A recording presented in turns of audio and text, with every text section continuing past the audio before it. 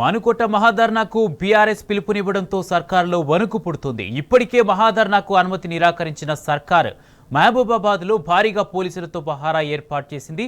జిల్లా వ్యాప్తంగా 144 సెక్షన్ విధించారు. ఎక్కడికక్కడ పోలీసులు పహారా కాస్తున్నారు. దీంతో ప్రజలు రోడ్డు మీదకు రావాలంటేనే భయపడుతున్నారు.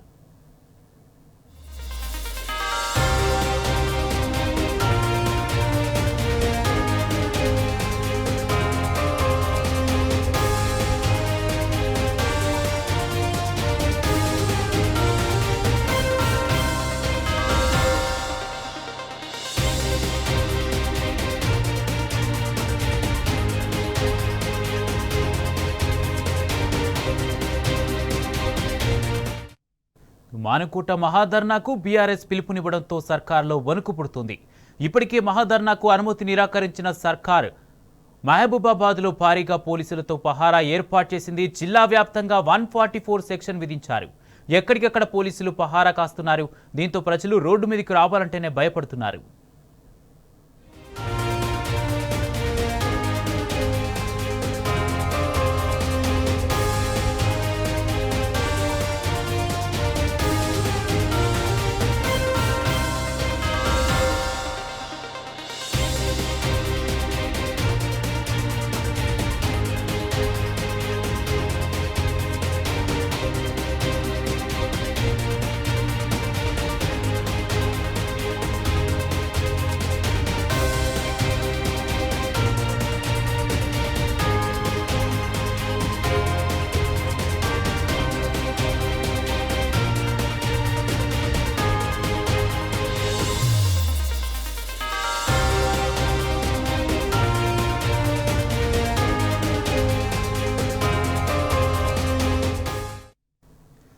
మానుకోట మహాధర్నాకు బీఆర్ఎస్ పిలుపునివ్వడంతో సర్కారులో వణుకు పుడుతుంది.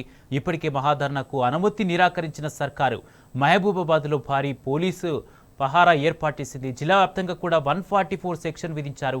ఇదే అంశానికి సంబంధించి పూర్తి అప్డేట్స్ మా ప్రతినిధి రవికాంత్ లైవ్ ద్వారా అందిస్తారు. రవికాంత్, ఎక్కడికక్కడ మానుకోటలో 144 సెక్షన్ విధించి నిర్బంధించినట్టుగా తెలుస్తుంది. అక్కడ పరిస్థితి ఏంటి? పూర్తి అప్డేట్స్ ఏంటి?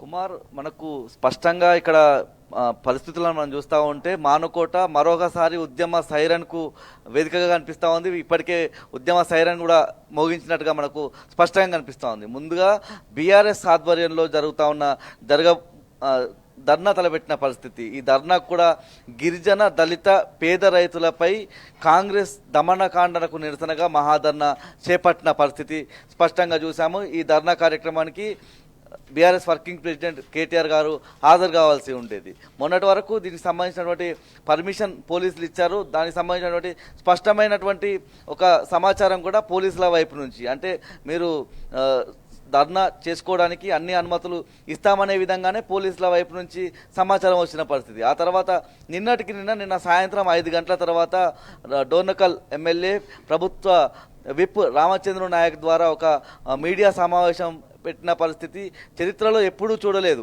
అధికార పక్షం పైన ప్రతిపక్షం ఎప్పుడైనా విమర్శలు చేస్తూ ఉంటారు.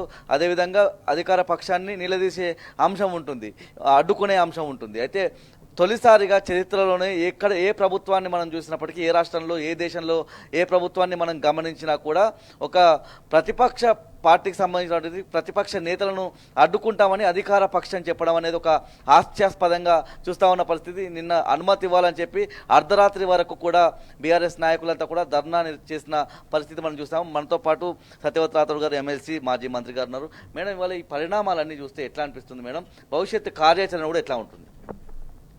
మహబూబాద్ పరిస్థితి చూస్తే కాంగ్రెస్ పార్టీ ప్రభుత్వానికి రేవంత్ రెడ్డి గారి దివాళాకోరుతనానికి నిదర్శనంగా కనిపిస్తుంది. రేవంత్ రెడ్డి గారి ప్రభుత్వానికి పతనం కౌంట్ డౌన్ ఇక్కడి నుంచే మొదలైనట్టు కనిపిస్తూ ఉంది. ఇంత దుర్మార్గం లగచెర్లలో గిరిజనుల మీద ఒక దమనకాండ జరిగితే దాన్ని ఢిల్లీ వరకు పోయి ఢిల్లీలో ఉండే అన్ని వేదికల నుంచి మాకు జరిగిన ఇబ్బంది, మా పైన జరిగిన దాడి, లగచెర్ల బాధితులు దేశద్రోహులైనట్టు, రాజద్రోహులైనట్టు, టెర్రరిస్టులు అయినట్టు, వాళ్లను అర్ధరాత్రి అపరాత్రి మహిళలని చూడకుండా వాళ్ళ మీద ఇంత పెద్ద దమనకాండ చేశారు. దాన్ని ప్రపంచానికి చెప్పాల్సిన బాధ్యత మా పైన ఉంది అని మా దగ్గరికి వచ్చి వాళ్ళ గోడు వెళ్ళబోసుకునే క్రమంలో బీఆర్ఎస్ పార్టీ కేసీఆర్ గారి ఆదేశాల మేరకు మేము అండగా ఉన్నాం. కేటీఆర్ గారు మరి వాళ్ళని అన్ని రకాలుగా ఆదుకుంటామని హామీ ఇచ్చిన తర్వాత మేము జైలుకు పోయి చూసాము. లగచెర్ల పోనీయలేరు. అలాగే మహబూబాద్లో ఎక్కువ మంది గిరిజనులు ఉన్న మహబూబాద్ జిల్లాలో మరి అన్ని సంఘాల వాళ్ళు మేము ఏదైనా చేయబోతే అరెస్టులు చేస్తున్నారు, గృహ నిర్బంధం చేస్తున్నారు. మేము స్వచ్ఛందంగా ఒక ధర్నాను నిర్వహిస్తాం, దానికి కేటీఆర్ గారు వస్తే బాగుంటుంది అని అంటే ఈరోజు 10 గంటలకు 15,000 మందితోని మేము మహాధర్నా నిర్ణయించుకున్న వెంటనే పోలీసుల అనుమతి కోరుతూ మైక్ పర్మిషన్ కోసం లేఖ ఇచ్చినాం. నిన్న సాయంత్రం వరకు ఇస్తాం, మీరు మొత్తం కూడా మీ ప్రయత్నం మీరు చేసుకోండి అని చెప్పిన ఎస్పీ గారు కాంగ్రెస్ పార్టీ నాయకులు మరి ఇక్కడ ఉండే గిరిజన ముసుగులో ఉండే మా గిరిజన ప్రతినిధులు ఎంత దుర్మార్గం అంటే వీళ్ళు ముందు చెప్పాలి, వీళ్ళు గిరిజనులకు వ్యతిరేకులా లేకపోతే గిరిజన ద్రోహులుగా మిగిలిపోతారో రేపు భవిష్యత్తులో చరిత్ర చెప్తుంది. కానీ ఇప్పుడు వాళ్ళు చెప్పాలి, లగచెర్ల గిరిజనుల దాడిని వాళ్ళు సమర్థిస్తున్నారా, గిరిజనుల భూములు గుంజుకున్నా మేమేం మాట్లాడం, మాకు అధికారమే పరమావధిగా అనుకుంటారో తెలియదు. కానీ వాళ్ళు ఒక పిలుపునిచ్చిండ్రు. పిలుపు ఇవ్వడం కూడా కేటీఆర్ పర్యటనను అడ్డుకోండి, లేకపోతే మానుకోట రాళ్ల మహాత్యం తెలియదు అని అన్నారు. కానీ ఎంత మూర్ఖులు అంటే, చరిత్రహీనులు అంటే, చరిత్ర తెలియని వాళ్ళంటే మానుకోట రాళ్ళు ఆ రోజు ఎవరి మీద పడ్డాయి? మీ కాంగ్రెస్ వాళ్ళ మీద కదా. మానుకోట రాళ్లకు చరిత్ర ఉంది. ఆ చరిత్రను సక్రమంగా చదువుకొని సక్రమంగా తెలుసుకుంటే మంచిది. చరిత్ర తెలియని మూర్ఖులు ఇవాళ మా ప్రజాప్రతినిధులుగా ఉండడం నిజంగా ఈ ప్రాంత ప్రజలు చేసుకున్న దురదృష్టం అని చెప్పి నేను తెలియజేస్తా ఉన్నారు. దాన్ని సాకుగా చూపించి పోలీసులు ఈ అనుమతులన్నీ కూడా రద్దు చేశారు. మేము ఇయ్యమని చెప్పారు. ఎప్పటికప్పుడు గంట ఆగండి అంటే సుమారు 6 గంటలు మేము ఎస్పీ ఆఫీస్ లోపల 3 గంటలు, బయట 3 గంటలు వేచి చూసిన తర్వాత మేము ఇక్కడ శాంతి భద్రతలు లోపిస్తాయి, ఇబ్బంది అవుతుంది కాబట్టి మేము ఇయ్యలేమని చెప్పి చేతులు ఎత్తేసిన పరిస్థితి. అంటే పోలీసులు ఇవాళ కాంగ్రెస్ వాళ్ళని తొత్తులుగా వాళ్ళని అడ్డం పెట్టుకొని రాజకీయాలు నడిపిస్తుంది, ప్రభుత్వాన్ని నడిపిస్తుంది. ముఖ్యమంత్రి అన్ని జిల్లాలకు పోవచ్చు, కానీ ప్రతిపక్షం ఎక్కడికి పోవద్దు అని ప్రతిపక్ష గొంతు నొక్కే ప్రయత్నం చేస్తే మరి దీని మూల్యం తప్పకుండా రేవంత్ రెడ్డి గారు కానీ రేవంత్ రెడ్డి ప్రభుత్వం కానీ చెల్లించాల్సిన రోజు తప్పకుండా వస్తుంది. మీరు ఒకసారి మా అనుమతులు రద్దు చేస్తే మేము ఇంకా రెట్టింపు ఉత్సాహంతో హైకోర్టుకు పోతాం. అక్కడి నుంచి అనుమతులు తీసుకొని 15,000 మందికి అనుకున్న సభను 50,000 మందితో నిర్వహిస్తాం.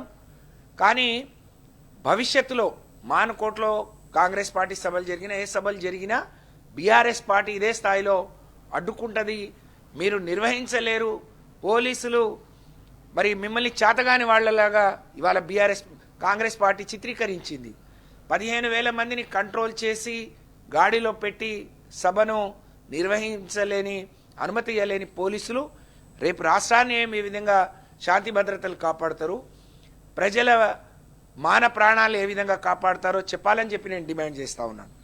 కాబట్టి ఇవాళ రేవంత్ రెడ్డి వైఫల్యం, రేవంత్ రెడ్డి కౌంట్ డౌన్ కొడంగల్లోనే మొదలైంది. దానికి పరాకాష్ట మానుకోట అని చెప్పి నేను ఈ సందర్భంగా తెలియజేస్తా ఉన్నాను. మేడం, మహబూబాబాద్ పార్లమెంట్ నియోజకవర్గం అంటే నర్సంపేట మినహాయిస్తే మిగతా 6 నియోజకవర్గాలు ఎస్సీ రిజర్వ్గా ఉన్న పరిస్థితి. పెద్ద సంఖ్యలో గిరిజనులు వస్తారు. ఇక్కడ నుంచి ఏం సంకేతం వెళ్తుందని పోలీసులను అడ్డు పెట్టుకుని వాళ్ళ ఈ కార్యక్రమాన్ని రద్దు చేశారు, అనుమతులు ఇవ్వలేదని అర్థం చేసుకోవాలి మేడం. తెలంగాణ వచ్చిన తర్వాత ఈ రాష్ట్రంలో ఉండే గిరిజనులకు ఒక గుర్తింపు, గౌరవం వచ్చింది. వాళ్ళ ఆత్మగౌరవంతో బతికే విధంగా వాళ్ళ అనేక ఏళ్ల పోరాటం, అనేక ఏళ్ల ఆశ, తండాల గ్రామ పంచాయతీలు కావచ్చు, లేకపోతే 36 ఏళ్ల తర్వాత 6% ఉన్న రిజర్వేషన్ పెంచడం కావచ్చు, లేకపోతే 4,09,000 ఎకరాల పోడు భూమి మరి వాళ్ళకు పంచియడం కావచ్చు, ఇవాళ రైతు బంధు ఇచ్చినా, కళ్యాణ లక్ష్మి ఇచ్చినా, రాష్ట్ర ప్రభుత్వం కేసీఆర్ గారి నాయకత్వంలో అమలు చేసిన ప్రతి సంక్షేమానికి మొదటి అర్హుడు, మొదటి లబ్ధిదారుడు గిరిజనుడు, పేదవాడు, దళితుడు. మరి ఇంతమంది గిరిజనులున్న ఈ జిల్లాలో గిరిజనుల ఆత్మగౌరవం దెబ్బతినే విధంగా గిరిజనులు ఒక సభ నిర్వహిస్తామంటే అంటే లగచెర్లను ఒక డార్క్లో పెడుతున్నారు. స్వయంగా అక్కడ ఓట్లేపి వేయించుకొని గెలిచిన డీకే అరుణతో పాటు ప్రజా సంఘాలను కానీ కుల సంఘాలను కానీ గిరిజన సంఘాలని రానియకుండా లగచెర్ల పేదవాళ్లను భయభ్రాంతులకు గురి చేస్తూ ఉన్నారు. ఒక మణిపూర్ వేరు కాదు, ఒక లగచెర్ల వేరు కాదు. ఎందుకంటే మహిళల మీద జరిగిన అఘాయిత్యాన్ని చూసినప్పుడు మనకు ఆ విషయం స్పష్టంగా తెలియవస్తుంది. రాహుల్ గాంధీ గారు చాలా గొప్పగా ఎన్నికల ప్రచారంలో గిరిజనులు పేదవాళ్లను అమాయకులు అనుకొని చాలా గొప్ప గొప్ప మాటలు మరి అనేక ఊకదంపుడు ఉపన్యాసాలు చెప్పిండు. తెలంగాణ ప్రజలు నాకు ఓటేసి గెలిపించిండ్రు, మీరు ఒక్క పిలిపియండి, ఇక్కడ ఉన్న గిరిజనులు పేదవాళ్ళు నాకు ఒక్క పిలిపియండి, నేను వాలిపోతా అన్నాడు. మరి రాహుల్ గాంధీ కళ్ళుండి చూడలేని కబోదిలాగా, చెవులుండి వినలేని వాడిలాగా తెలంగాణ ఆక్రందనలు గిరిజనుల గోడు ఎందుకు ఆయన వినలేకపోతున్నాడు. రేవంత్ రెడ్డి గారు ఇచ్చే మూటలు, ఆయన కట్టే కప్పానికి కాంగ్రెస్ పార్టీ మరి రాహుల్ గాంధీ గారు భయపడ్డట్టు మేము భావిస్తూ ఉన్నాం. కాంగ్రెస్ పార్టీ విధానం ఏందో, గిరిజనుల పట్ల వాళ్ళ వైఖరి ఏందో చెప్పాలని చెప్పి నేను డిమాండ్ చేస్తూ, గిరిజనులు ఒక మార్పు అని అంటే ఇంకేదో జరుగుతుందని ఆశపడ్డారు, కానీ వాళ్ళ భంగపడ్డారు. వాళ్ళు అర్థం చేసుకుంటున్నారు మేము ఏం కోల్పోయామో, మేము కేసీఆర్ని పోడగొట్టుకొని ఏం కోల్పోయామో మాకు అర్థమవుతుంది అని చెప్పి చెప్తా ఉన్నారు. కేటీఆర్ ఇక్కడికి వచ్చి ఈ సభ విజయవంతంగా జరిగితే మరి వాళ్ళకు పుట్టగతులు ఉండవు. ఇవాళ కాంగ్రెస్ పార్టీ కౌంట్ డౌన్ మొదలైంది. 11 నెలల్లోనే ప్రజల్లో మరి వ్యతిరేకతను కూడగట్టుకున్నారు. మరి ప్రజాదరణ కోల్పోతున్న తరుణంలో ఈ సభ జరగొద్దు అనేది కాంగ్రెస్ పార్టీ కుట్ర, రేవంత్ రెడ్డి కుట్ర. మరి దానికి మా గిరిజన నాయకులనే అడ్డం పెట్టుకొని వాళ్ళనే బలిపశువులు చేసి దీన్ని ఆపడం మాత్రం చాలా దుర్మార్గం. ఇది ఆ నాయకులు గమనిస్తే బాగుంటుందని చెప్పి నేను తెలియజేస్తా ఉన్నాను. ఇది మొత్తంగా చూస్తే కాంగ్రెస్ ప్రభుత్వంలో ఉన్నటువంటి గిరిజనుల నాయకులని ఇవాళ అడ్డు పెట్టుకొని ఈ మహాధర్నాను అడ్డుకున్నారని చెప్పి సత్యవతి రాథోడ్ గారు చెప్తా ఉన్నారు. దాంతోపాటు 15,000 మందితో నిర్వహించాలనుకున్న ధర్నా కోర్టు ద్వారా అనుమతి తెచ్చుకొని 50,000 మందితో మహాధర్నా నిర్వహిస్తామని చెప్పి చెప్తా ఉన్నారు. Over to studio. Right, thank you Ravikanth.